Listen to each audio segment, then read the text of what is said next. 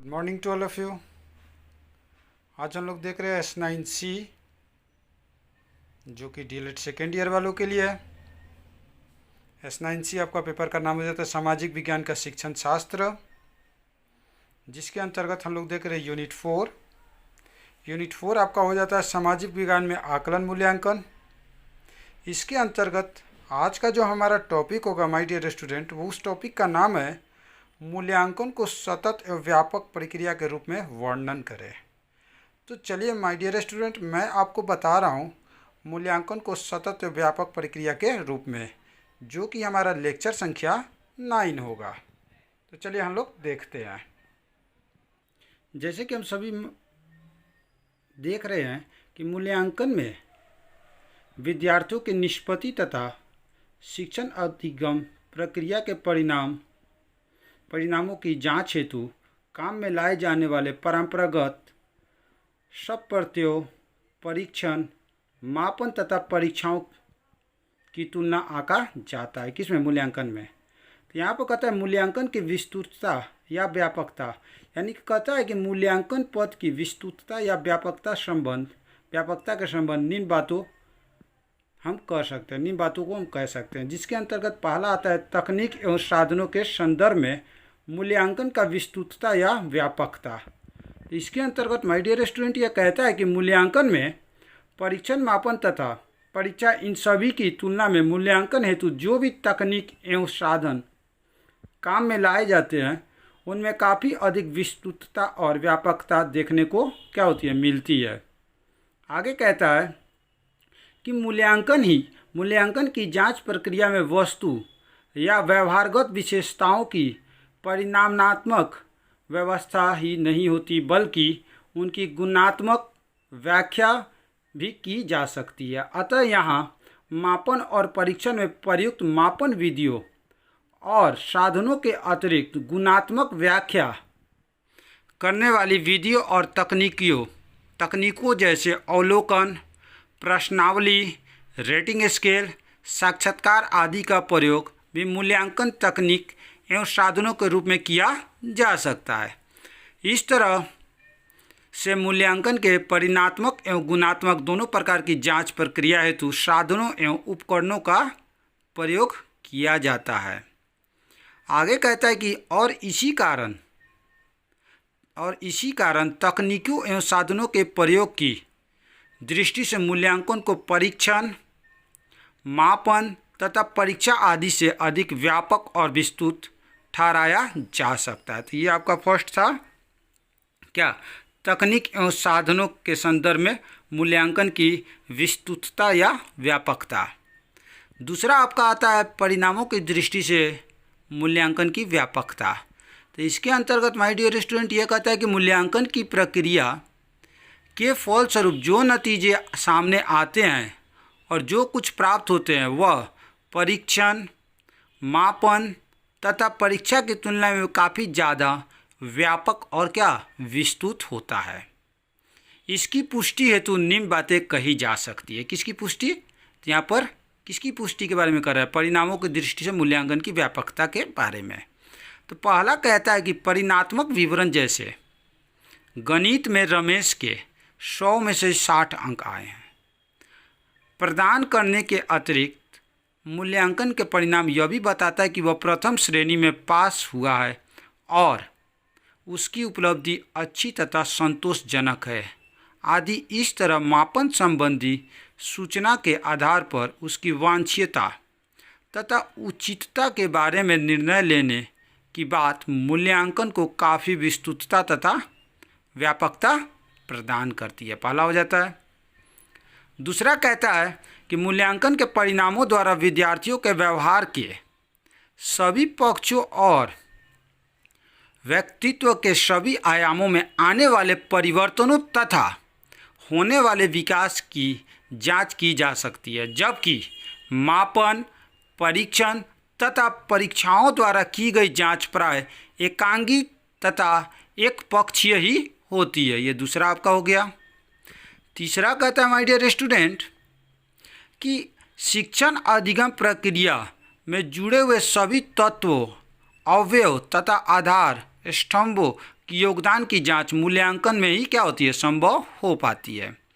मूल्यांकन अपनी विस्तृतता एवं व्यापकता के कारण ही यह अच्छी तरह बनने में क्या होता है, सफल हो पाता है। कि पहला कहता है निर्धारित शिक्षण अधिगम उद्देश्य कितने उपयुक्त और सार्थक हैं।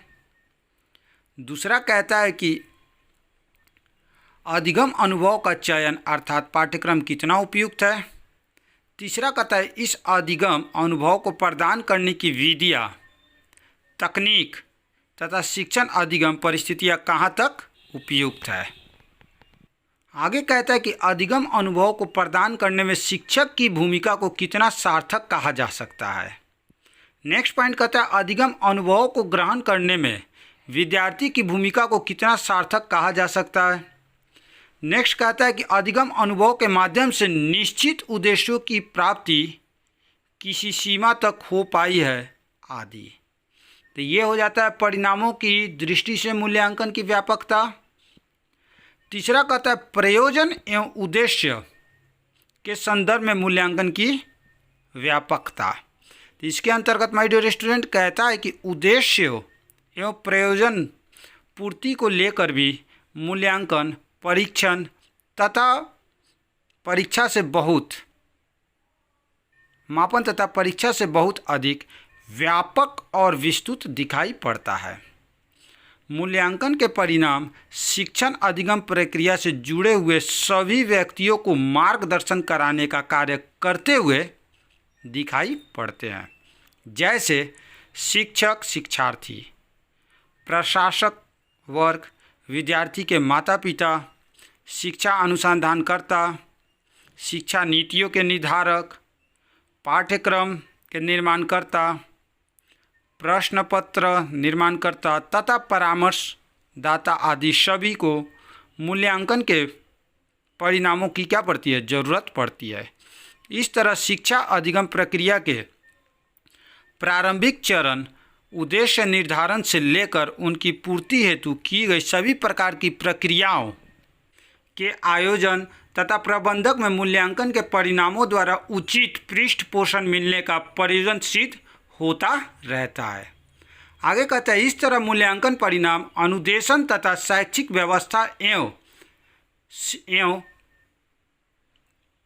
प्रणाली की आधा प्रक्रिया तथा प्रदातत्वों को समुचित पृष्ठपोषक प्रदान करते हुए उनको इस तरह वांछित रूप से नियंत्रित रखने की व्यापक भूमिका निभाते हुए दिखाई दे सकते हैं, जिससे संपूर्ण शिक्षण अधिगम प्रणाली या व्यवस्था को उद्देश्य पूर्ति हेतु सही दिशा और दशा प्राप्त हो रही है। तो ये थे माय डियर स्टूडेंट प्रयोजन के उद्देश्य के संदर्भ में मूल्यांकन की व्यापकता।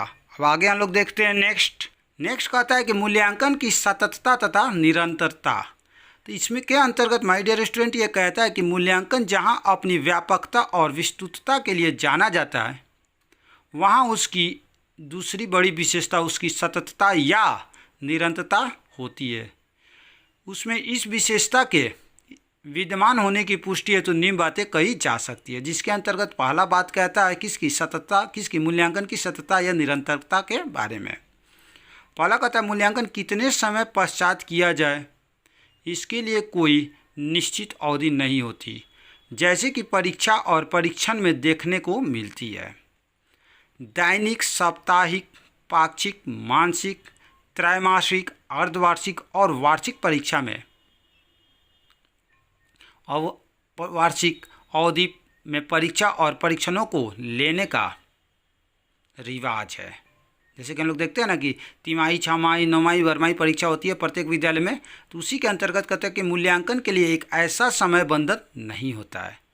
शिक्षण अधिगम के संपूर्ण सत्र के दौरान जिस समय अध्यापक विद्यार्थियों की निष्पत्ति की जांच करना चाहे, मूल्यांकन प्रक्रिया से उसे ऐसा सब कुछ करने की पूरी स्वतंत्रता रहती है। यानी कि कोई ज़रूरी नहीं कि शिक्षक एग्जाम लेकर उसका ही करे एक टाइम पर, नहीं। शिक्षक जब अपनी लेक्चर ख़त्म करता है वो छात्रों की जांच कर सकता है कि वो छात्र कितना कुछ जाने समझा।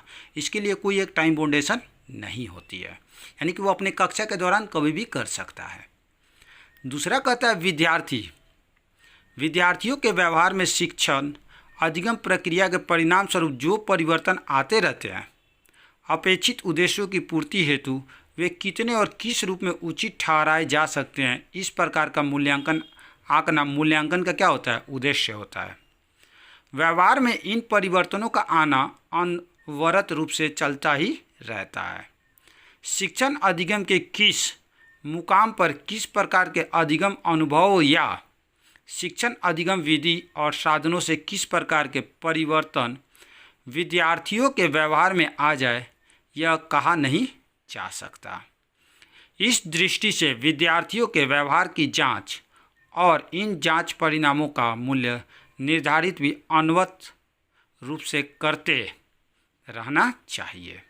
जैसे ही विद्यार्थी के व्यवहार में अपेक्षित परिवर्तन आए, उसे उचित दिशा में आगे बढ़ते रहने के लिए क्या करना चाहिए? आगे बढ़ते रहने के लिए अपेक्षित परिवर्तन आए, उसे उचित दिशा में आगे बढ़ते रहने के लिए अपेक्षित पुनर्बलन मिलना चाहिए।